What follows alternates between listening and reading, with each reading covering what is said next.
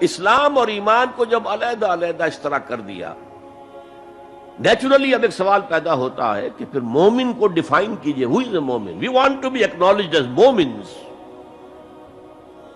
کیا پری ریکویزٹس ہیں، کیا شرائط ہیں؟ یہ دیکھیے ربط آیت بالآیت.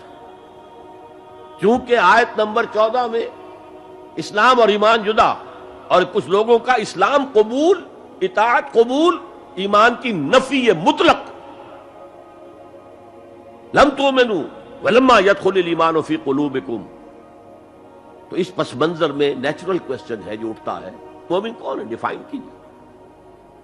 اور یہ آیت اگلی اس اعتبار سے قرآن مجید کی اہم ترین آیت ہے. A comprehensive definition of who is a مومن،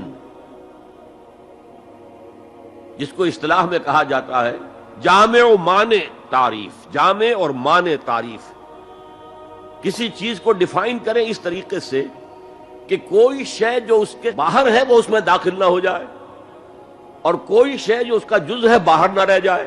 جامع بھی ہو، اس کے تمام اجزاء اس میں آ جائیں، اور مانع ہو کہ کوئی شے جو اس سے مناسبت نہ رکھتی ہو اس میں شامل نہ ہو سکے.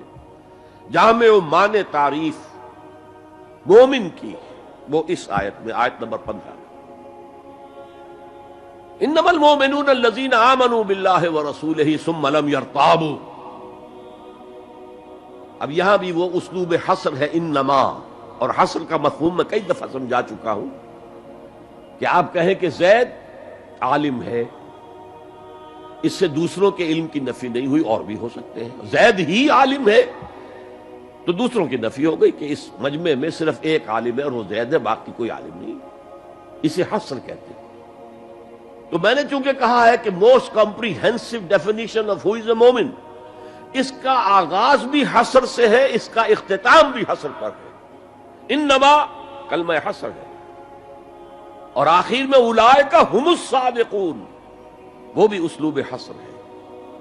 انما المؤمنون الذین آمنوا باللہ ورسولہ ثم لم یرتابوا. مومن تو صرف وہ ہے جو ایمان لائے اللہ پر اور اس کے رسول پر، پھر شک میں ہرگز نہیں پڑے. یہ پھر لم آ گیا، یہاں مرتابو نہیں آیا، لم یرتابو، ہرگز شک میں نہیں پڑے. یہ واحد مقام قرآن کا جہاں پر کہ یہ لفظ اضافی طور پر آیا ہے ایمان کے بعد. ثم لم یرتابو، یرتابو بنا ریب سے، شک. الف لام میم ذالک الکتاب لا ریب فیہ. ارتابا یرتابو، شک میں پڑ جانا. ثم لم یرتابو، پھر شک میں ہرگز نہیں پڑے. ان کا دل ایمان پر یقین کے ساتھ معمور ہو گیا. چنانچہ پازیٹو انداز میں یہی شان بیان ہوئی ہے صحابہ کی اکثریت کی اسی سورہ حجرات میں. فرمایا گیا صحابہ کرام سے وَلَٰكِنَّ اللَّهَ حَبَّبَ إِلَيْكُمُ الْإِيمَانَ وَزَيَّنَهُ فِي قُلُوبِكُمْ. اللہ نے تو تمہارے نزدیک ایمان کو محبوب بنا دیا ہے اور تمہارے دلوں میں کھبا دیا ہے، مزین کر دیا تمہارے دلوں کو ایمان سے، منور کر دیا تمہارے دلوں کو ایمان سے. تو یہاں فرمایا انما المؤمنون الذین آمنوا باللہ ورسولہ ثم لم یرتابوا، اضافی شرط. وجاہدوا باموالہم وانفسہم فی سبیل اللہ، اور جہاد کیا انہوں نے اپنے مالوں کے ساتھ اور جانوں کے ساتھ اللہ کی راہ میں. یہ دوسری شرط لازم. گویا جہاد کے بغیر کوئی ایمان نہیں. یہ جامع و مانع تعریف ہے. اولئک ھم الصادقون، صرف یہ لوگ سچے ہیں. یہ اگر دعویٰ کریں آمنا تو ٹھیک ہے، ان کا دعویٰ صحیح ہے، درست ہے، لیکن یہ دو پری ریکوزٹس پورے کرنے ہوں گے. اب اس کو میں سمجھانے کے لیے کہا کرتا ہوں کہ دیکھیے یہ 5 ارکان تو اسلام کے ہو گئے، کلمہ شہادت، نماز، روزہ، حج، زکوٰۃ. اس میں جب حقیقی ایمان دلوں میں اتر جائے گا تو ایک تو رکن یہاں اضافی ہو جائے گا، یقین قلب. صرف گواہی نہیں، صرف وربل اٹیسٹیشن نہیں، یقین قلب بھی. اور دوسرا عمل میں آ جائے گا جہاد فی سبیل اللہ. وہ 5 ارکان قائم رہیں گے. اسلام عام ہے، ایمان خاص ہے. تو تو اسلام کے 5 ارکان تو ہیں موجود، وہ تو شامل رہیں گے، اگرچہ ظاہر بات ہے جب دل میں یقین پیدا ہو جائے گا تو اب نماز کی شان کچھ اور ہوگی۔ ایک ہے چھدا اتارا جا رہا ہے، بس نماز ایک فقہی جو ہے وہ ہم نے ادا کر دی ہے، جس کو کہا گیا ہے کہ جیسے مرغا ٹھونگے مارتا ہے ایسے سجدے کیے ہیں اور گئے۔ ایک نماز وہ ہوگی جسے حضور نے کہا الصلاۃ معراج المومنین، تو ایمان حقیقی کے ساتھ نماز کی شان کچھ اور ہوگی، اور ایک اس رسمی سے اسلام کے ساتھ نماز کی شان کچھ اور ہوگی، لیکن وہ 5 ارکان قائم رہیں گے، 2 کا اضافہ ہو جائے گا، شہادت کے بعد اس کے ساتھ یقین قلبی، اور ان 4 عبادات کے ساتھ جہاد فی سبیل اللہ۔ یہ جو رے آف لائٹ کا جو اسپیکٹرم بنتا ہے اسے پرزم میں سے جب گزارے تو 7 روشنیاں نظر آتی ہیں، وہ تو نظر آتی ہیں، 2 اور بھی ہیں جو نظر نہیں آتی، الٹرا وائلٹ، انفرا ریڈ۔ یہ الٹرا وائلٹ ہے اور یہ انفرا ریڈ ہے جہاد والی، جس میں جانیں دینی پڑتی ہے، خون کا معاملہ بھی آتا ہے۔ یہ گویا کہ حقیقی ایمان کے 7 ارکان ہو جائیں گے، 5 جمع 2، تب وہ شخص مومن کہلانے کا مستحق ہوگا۔ قُلْ أَتُعَلِّمُونَ اللَّهَ بِدِينِكُمْ، اے نبی ان سے کہیے تم اللہ کو بتانا چاہتے ہو، جتلانا چاہتے ہو اپنا دین۔ میں چونکہ ہریانہ میں پیدا ہوا تھا، حصار میں، تو وہاں کی جو مقامی بولی تھی اس کی کچھ چیزیں یاد ہیں۔ تھوتھا چنا باجے گھنا، جو چنا اندر سے خالی ہو گیا، کیڑا کھا چکا ہے، اس کے اندر آواز زیادہ ہو جاتی ہے۔ خالی برتن زیادہ آواز دیتا ہے، برتن بھرا ہوا ہے تو ظاہر بات ہے ڈل ہو جائے گی۔